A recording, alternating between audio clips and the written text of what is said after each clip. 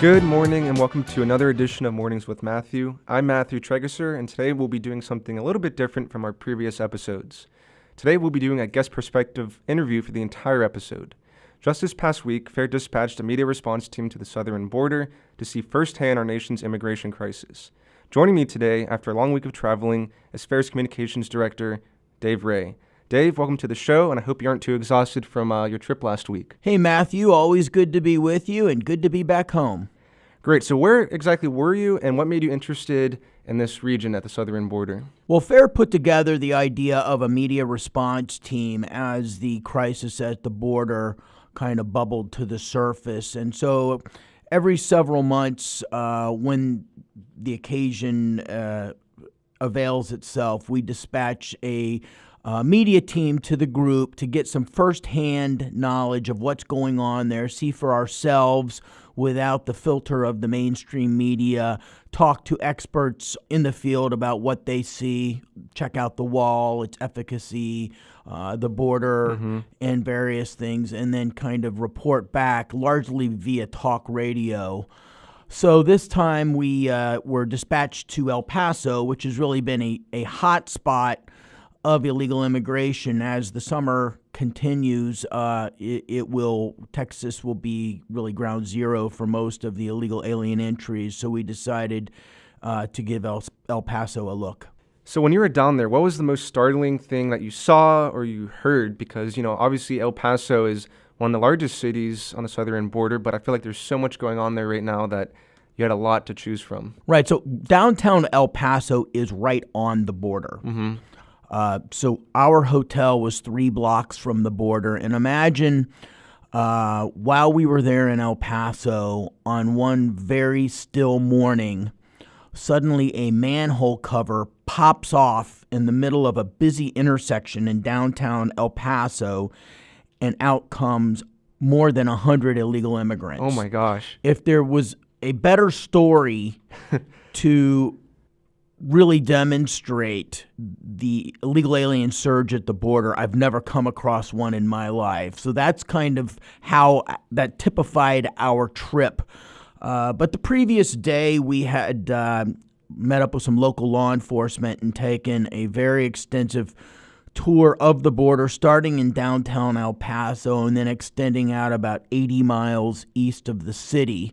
We saw where the wall was, where it wasn't, went up right to the banks of the Rio Grande, where there was nothing of a river but a small mud puddle that you probably could have got your feet wet in. It was all that was there for the Rio Grande. But it was a very interesting trip, and we were able to get a lot of firsthand reconnoitering about what folks thought of the immigration issue there in El Paso, what had gotten better and what had gotten worse. Absolutely. Quickly going back to the manhole story, do you know if these individuals got apprehended, or were they kind of vanished in the middle of the intersection? I'm assuming they were apprehended.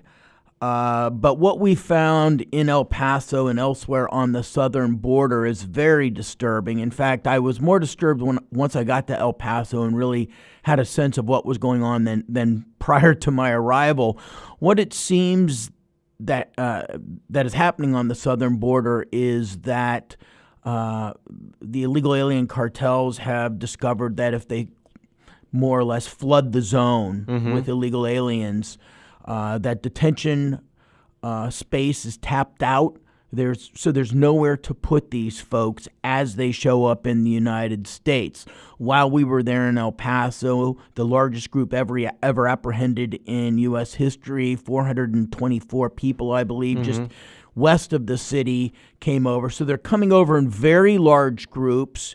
They're overwhelming the Border Patrol. They're coming in places where there isn't a wall. So they're simply stepping into the United States. Now, we have been told in the past that they're all asking for political asylum. But what we've heard from insiders is that the asylum, the detention space is so tapped out that many of these aliens know that they will just simply be released when they come in. They're not even bothering to ask for political asylum anymore. They're given a court date.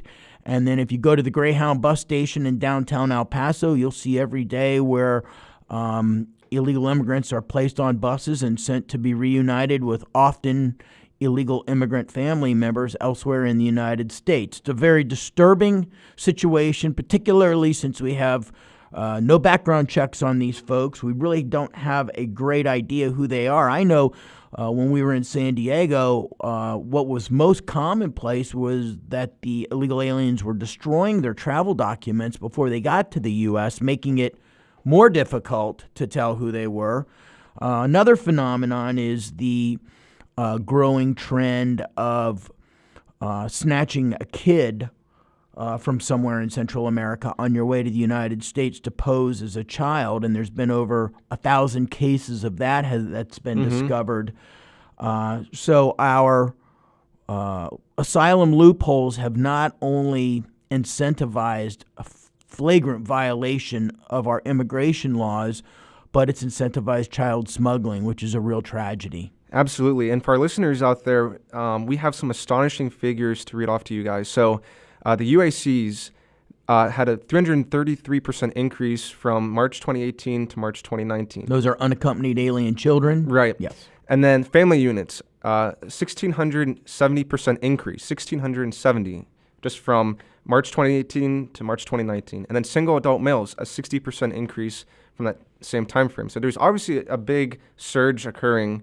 And like you mentioned, there's not enough detention space, and the exploitable asylum laws are encouraging them to come up, and right. There's no shortage of this. So moving along, I saw recently I think it was February, the mayor of El Paso, D. Murgo, he basically was quoted saying that the border wall basically didn't make El Paso any safer than it was before. So the quote here is, before our fence went up, we were a safe city.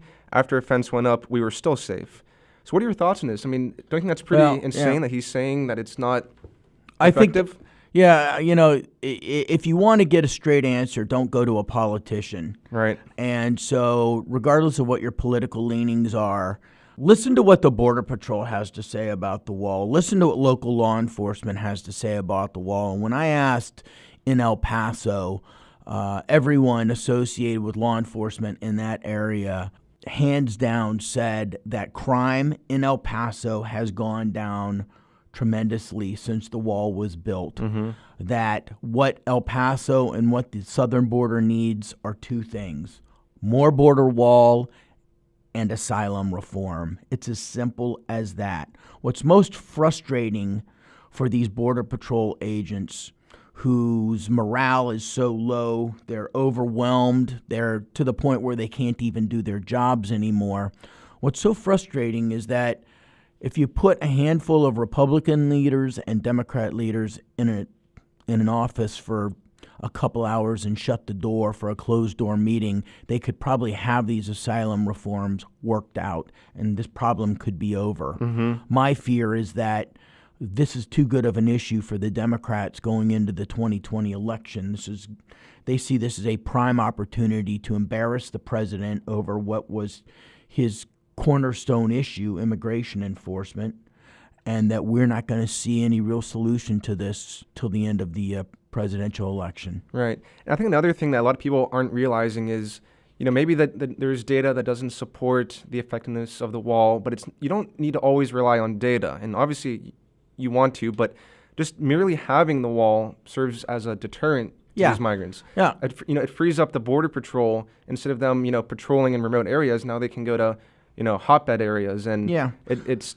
Well, let me be crystal clear about this, Matthew. A wall is not the solution. Right. A wall is part of the solution. It's a portfolio approach, part of a portfolio approach to immigration enforcement that includes asylum reform, more border wall, more immigration and customs agents on the ground, mandatory E-Verify throughout the United States so that folks who do get by are locked out of the job market, and a major crackdown on sanctuary cities. These folks know where the sanctuary cities are, and they want to go to them because they know they'll be protected. So, you'd say you put up a wall, so I put a ladder up there and climb it. Well, clearly the wall has to be observed. It has to be staffed. So a wall is a wonderful deterrent, but it only deters. It will not stop. And as I said, it is part of a portfolio approach to regaining control of our nation's borders and our nation's destiny.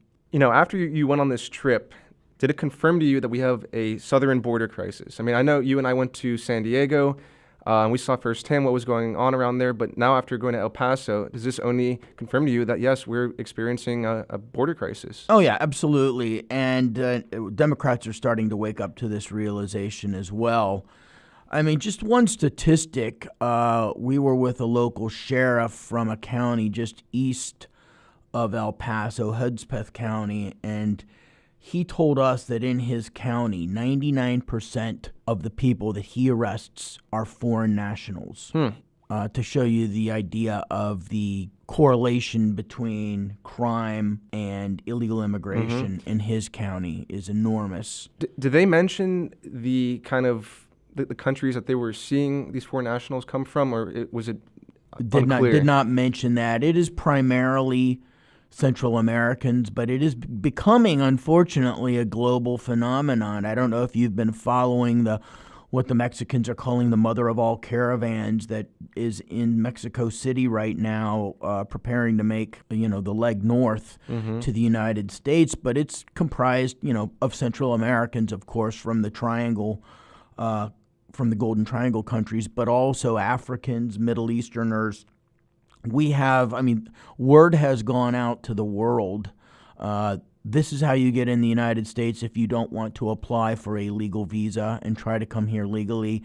And this is how to sidestep their immigration laws. And it's working for far too many people.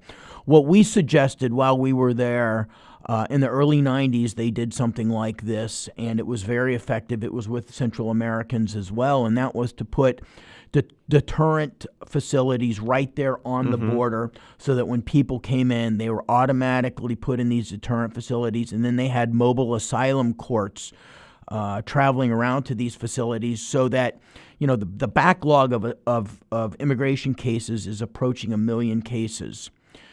So anybody who knows that if you have 2 years until you're going to get your case heard, that incentivizes you right there. So what we would suggest is to make the most recent illegal immigrants at the front of the line. They're deterred. They're in these detention camps. They get their asylum hearings. You wrap it up as quickly as possible and start sending them on buses back to Central America. I personally believe that until there's a steady stream of people denied asylum and denied entry into the United States going back to Central America, that this crisis is going to continue. Well, Dave, unfortunately, that's all the time we have today. I know we could talk about this for many hours, but I'd like to thank you for coming on today, and hopefully you enjoyed your time here on Mornings with Matthew. For more immigration-related news, check out our website at fairus.org, and also check out the podcast on iTunes and SoundCloud. Thank you very much, and tune in next week for another edition of Mornings with Matthew.